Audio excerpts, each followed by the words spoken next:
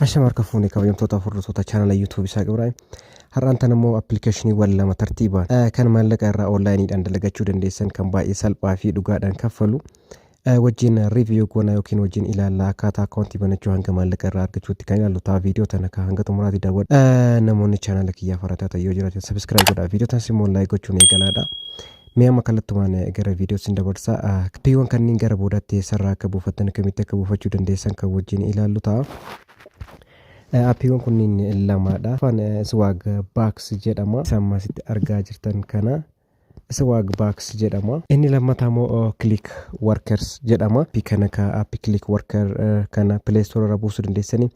Garuu Swag Box kana jechaadha iddoon ani gara dhumaatti isinitti argisiisu irraa kan buufattan ta'a jechaadha. Kanaaf mee tartiibaan wajjin haa ilaallu. Kanaaf mee calqaba Swag Box kana wajjin haa ilaallu jechuudha. Appiin kun akkamitti akka kaffalu dhuguma legitimeetiidha moo unlegitimeetiidha kan jedhu kaa'ame wajjin haa ilaallu. Ways to earn on Swag Box karaaleen irraa ka earn ittiin goonu akkuma asii gaditti argitan kana. Tokkoffaan answer sarveewwan deebisuudhaan inni lammataa viidiyoowwan ilaaluudha. Inni sadaffaan geemiiwwan taphachuudha. Inni arfaffaan immoo online shoppingiidha. Inni shanaffaan weebsaayitii adda search godhuudha. Inni shanaffaan bilisaan galmaa'uudha. Inni dhumaa immoo boonasiiwwan argachuudhaan jechuudha. Kanaaf kaamee appii kana wajjin banneeti haa ilaallu. Yeroo jalqabaaf Swag Boxing kun yoo bantanii isa kana fakkaata jechaadha. Haalaan argitan kanaan fuula kana fakkaatu isinii fida. Swag Boxing kun jechuudha Play Store irra hin jiru. Anatu gara dhumaatti eessaa akka buufattan isinitti argisiisa jechaadha. Kanaaf yeroo jeengotan $10 kan inni isiniif kennu. Isin amma maal gootanii akka isinitti argisiisu hordofuudha qabdanii iddoo kanatti tiik irratti godhattanii jechuudha. Google keessaniin banattu jechuudha. Continue with Google ka jedhu kanarratti kilik goote jechaadha al takka. Sana booda imeeliiwwan yookiin gmailiiwwan isin bilbila keessan irraa qabdan isin filachiisaa nama tokko filadhee irratti dhayeeti jira. Sana booda continue naan jedha jechuudha. Maqaa kiyya wajjin asitti naa fida. Swag Box continue kan naan jedhu ni jira. Isarratti kilik niin godha jechaadha. Amma yeroon sign up jedhu fuula kana fakkaatu naa fideeti jira. Afaan biraatiin inni kan naa fide amma isin gara gadii kanatti jechuudha. Iddoo translationii jirti iddoon qooqa itti jijjiiran jechuudha. Iddoo kanarratti al takka kilik ni gootanii gara afaan ingiliffaatti deeffachuu ni dandeessu jechaadha. Sana booda afaanota hedduu kan asitti isinii fiduudha jechuudha. Akkuma amma argaa jirtan kana afaan ingiliffaa kunoo calqabarra jira. English kan jedhu irratti kilik yoon godhe fuula kana afaan ingiliffaatiin kan inni naa fidu. Sana booda haala amma argitan kana gara ingiliffaatti naa deebiseetii jira jechaadha. Sana booda iddoo gootu hom jedhu kanarratti kilik gootu. Kanaaf appichi akkuma amma argaa jirtan kanaan haala kanaan interfeesii kana fakkaatu naaf fideeti jira.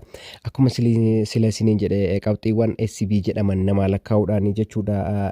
Inni kan namaaf kaffalu jechuudha. Appiin kun pilaatfoormiin kun jechuudha. Akkaataa inni qophaa'e inni iyyuu baay'ee kan namatti tolu. Isin amma akkana gadi siiqtanii iddoo get started jettu kanarratti kilik yoo gootan jechaadha. Amma interfeesiin kana fakkaatu isiniif dhufee jira. Akkuma sila isiniin jedhe interfeesiin isaa ta'ee fi akkaataan fayyadama isaadha kan baay'ee nama gammachiisudha jechuudha. Akkuma dura isiniin jedhe karaa itti irraa earn godhan yookiin maallaqa ittiin earn godhan karaa geemii taphachuuti. Akkasuma gaafilee inni nama gaafatu sarvee deebisuudhaa fi akkasuma shoppingiidhaan jechaadha. Kanaaf mee amma iddoolee sarara sadiin kana dhufne jechuudha. Iddoo kanarratti kilik yoo goone amma asirraan karaa kanaanis earn gochuun ni danda'ama. Tokkoffaan deebiiwwan adda addaa deebisuudhaan, lammaffaan geemii taphachuudhaan, inni sadaffaan shoppingiidha. Inni kun immoo diskavarii jechuudha. Afaan amma mee ansar kan jedhu kanarratti kilik godha. Isarratti yoon dha'u naaf fida. Sana booda akkuma argitan answer service jedha. Deebiiwwan deebis yookiin gaafiiwwan si gaafanneef deebis jedha. Start earning rewards badhaasota argachuudhaan amma eegali jedha. Kanaaf daqiiqaa 3 keessatti 5 SCB kan isinii kennuudha. SCB kan ammoo gara USDtti kan jijjiiratan ta'a. Akkuma argitan daqiiqaa 3 isin gaafata. Start jettuun iddoo kanarratti kilik gootan. Kunoo haala kanaan amma isinii fida. Data processing consent jedha. By agreeing your consent to our processing of your personal data jedha. Kanaaf isin isa bira dabartanii iddoo agree jedhu kanarratti al takka kilik ni godhattu.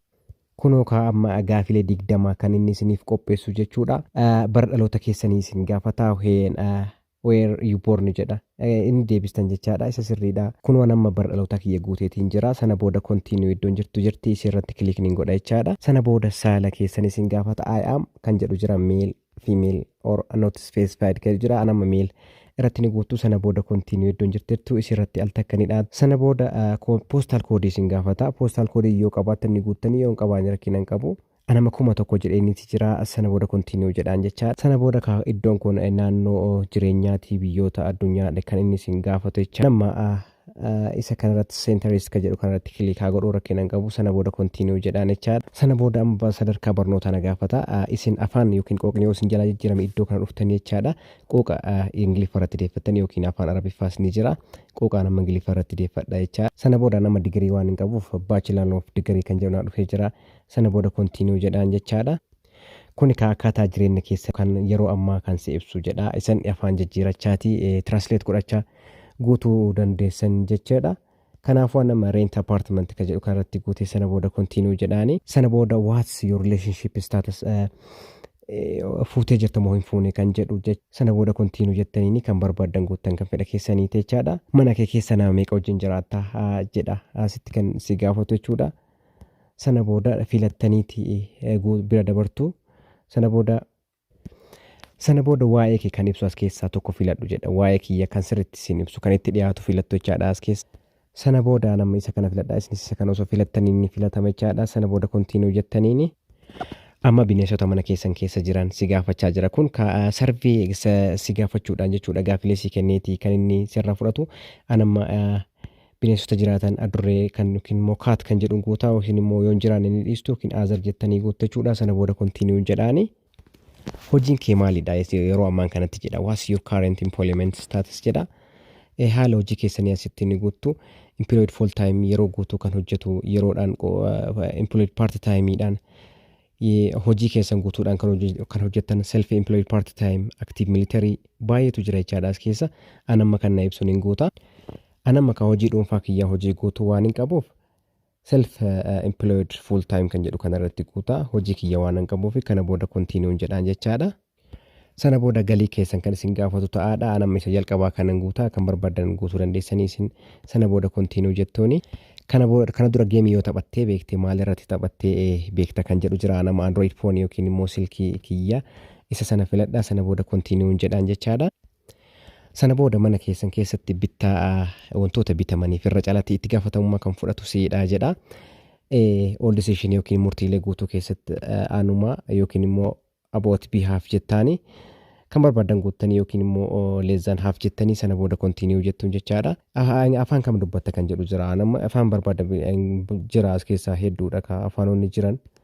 Isin dhumarratti aazar kan jedhu kana guutuu dandeessanii. Anamma Ingiliffa haasa'uu waan hin danda'uuf ka Ingiliffa irratti ni dhaadha. Sana booda kan isin ibsu as keessaa barnoota isin ibsu filattu jechuudha. As keessaa kan barbaadan filattu anama miidiyaa entertainment kan jedhu kana ni filadha. Customer electronics. Sana booda continue jedhaan jechaadha. Kan barbaadan filattu sarveewwan 20 kana haala kanaan fixuudha qabdanii. Anamma 17 irra ga'ee jira. Kamirra dalagdee organization akkamiirra dalagdee kan jedhu jira. Anamma finance and accounting kan jedhu kanarratti kilikaa godhadhu. Isin kan barbaadan irratti dha'uu dandeessanii aazariin jira yoo barbaadan jechaadha. Sana booda continue jettuun gaafileen isin gaafatu ilaaltanii hiikasaa translate godhachaati guutuu qabdan jechaadha. Amma dhaabbata kan kee yookiin mana kan kee iddoo hojii keetiin keessa nama meeqatu hojjeta jedha. Anamma I don't know yookiin immoo hin qabu jechaadha. Tokkumaan godha jechuudha ana qofa waan ta'eef continue jedhaan jechaadha. Amma mata dureen hojii kee ibsu isa kamii jedha as keessa kan itti dhiyaatudha kan isin gootan jechaadha. Anamma as keessa kan barbaadan guutaa. Sana booda iddoo kanatti aazarii kanan guutaa. Anamma isin kan barbaadan guutaa. Sana booda continue jettuun dhumarra wajjin ilaalla jechaadha. Haaluma argitan kanaan kaa'amma sarveewwan 20f obsaan deebii waan hin kenneef congratulations you have earned 5 SB jedha. Qabxii SB jedhamudha inni kan namaaf lakkaa'u kana gara doolaaraatti jijjiira jechuudha. Karaan inni isin irni gootanii jechaadha. Akkuma argitan congratulations you have earned 5 SB jedha jechuudha. You have unlocked this exclusive deal. Sababa sarvee kan hojjetaniif wantoota armaan gadii kana isiniif baneetii jira jechaadha. Akkuma argitan kanatti amma ka geemiiwwan inni as keessatti isiniif fide ka qabxiiwwan isaa wajjin kanaaf yoo barbaadanii taphattan jechaadha. Kana isinii baneetii jira jechaadha. Garuu yeroo tokko imeelii keessan bira deemtanii tarree verify godhachuu qabdu jechaadha. Amma kamee Gmail kiyya bira deemee jechuudha verify haa godhadhu. Gmail kiyya kana keessa ba'anii verify haa godhadhu kan inni naaf erga jechaadha. Akkuma argitan swagbucks jedha. Profile keessan irraa irni gochuudhaaf tuqaa irratti profile keessan complete godhaa jedha. Kanaaf irratti dhuftanii jechaadha. Kallattiidhaan gara sanatti isin fudhata. Sana booda erga gara sanatti isin fudhatee verify account kan jedhu jira. Haaluma argitan kanaan jechaadha. Text message kan jedhu jira. isarratti kilikni godhattu jechuudha. Ka haala kanaa yoo isinii fidee lakkoofsa biyya biraa koodii biyya biraa yoo isinii fidee isin gadi buutanii jechuudha verify with email instead iddoo lakkoofsa sana qubeedhaan lakkoofsa bilbilaa sana imeeliidhaan kan jedhu irratti kilikni gootechaadha al takka sana booda imeelii sana irratti erga dhooftanii kunoo amma imeeli verify account kan jedhu amma naaf ergameetii jira jechuudha imeelii kiyya bira deemeeti amma kaacheek yeroon godhu naaf erga jira koodii kunoo kood Swagbucks code kan jettu jirti kunoo koodiin kiyyaas biratti ergamte 35 6971 35 6971 galfadheeti jira sana booda verify jedhaani verify naa gochaati jira jechuudha dhibbatanii dalagaa websaayitiin kun naamana kunoo thank you jedheeti jira continue jettanii jechaadha verify godhattaniiti jirtu jechuudha email address keessan yeroo isin verify gootanii kaatan ka haala kanaan interfeesii haaraa isiniif fida aappiin kun baay'ee na gammachiiseeti jira jechuudha mallaqas isiniif kafala isin dhumarratti karaa PayPaliitiin asirraa baafachuudha dandeessanii karaa Paynoriitiin irraa baafachuu dandeessan jechaadha. Sana booda haala kanaan isiniif fida iddoo ittiin baafattan fakkeenyaaf jechuudha PayPal akkaawuntiidhaan baasachuudha dandeessan jechaadha. By the way hojiilee gurguddoo as keessa jiran yoo hojjetan guyyaatti yoo xiqqaateen qarshii 500 qarshii Itoophiyaadhaa argachuudha kan dandeessan jechaadha. Kanaaf aappii isa lammataa isinitti argisiisuudhaaf yeroo waan na jalaa dhumee fi amma kallattumaan gara aappii isa lammataatti isin dabarsa. Akkuma dura isiniin jedhe aappichi kun Play Store irrattis ni argama. Swagbuckiin immoo argamu jechuudha. Eessaa akka buufattan dhumara isinitti argisiisa. Ammaaf immoo Click Worker kan jedhamu jira. Isa sana Play Store keessan ni bantu. Sana booda iddoo sarchii kana dhuftan jechuudha. Click Workers jettanii sarchi gootu jechuudha. Isarratti yeroo tokko ni dhooftu jechuudha. Sana booda akkuma argitan aappichi install jedha namoota miliyoona 5dha jechuudha. Aappii kana buusanii kan fayyadamaa jiran akkuma argitan sana booda aappii kana iddoo kana tuttanii install jettuun jechaadha. Kunoo akkuma argitan amma naaf lakkaawee gareedha naaf bu'aa jira jechaadha. Hangasiifuu Swagbucks eessaa akka buufattan isinitti argisiisa. Telegram channel kiyya irra ni deemtu jechuudha.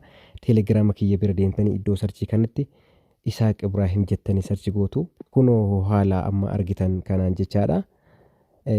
Isa kana fakkaata namoota 1,200 kanneen ta'an yookiin 1,150 ka ta'u ammatti jechaadha.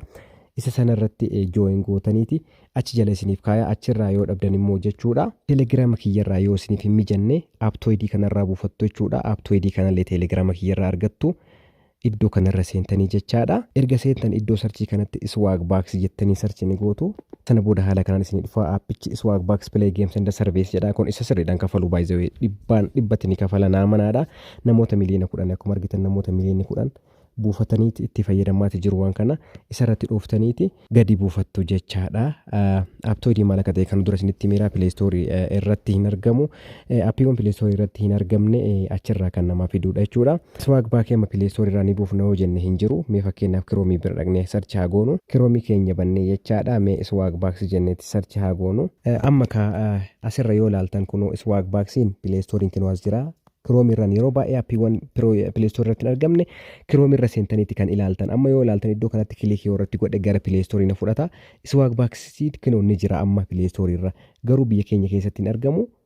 Akkuma argitan this item isn't available in your country jedha. Kanaaf argachuu hin dandeessanii Telegram kiyyarraa buufattu Telegram kiyya join godhaati. Dhiifama guyyaa har'aa Click Worker kaasiin barsiisuu hin dandeenye yeroo waan dheerateef kutaa lammaffaa keessatti Click Worker isinitti kan agarsiisu ta'a yeroon waan isin jalaa dheerateef jechuudha isin ifachiisuu danda'a kanarraaf jennee kanuma kutaa lammaffaa keessatti Click Worker akkamitti qabanatanii fi akkamitti irraa akka godhan wajjin kan ilaallu ta'a guddaan isin jaaladha horaa bulaa deebana.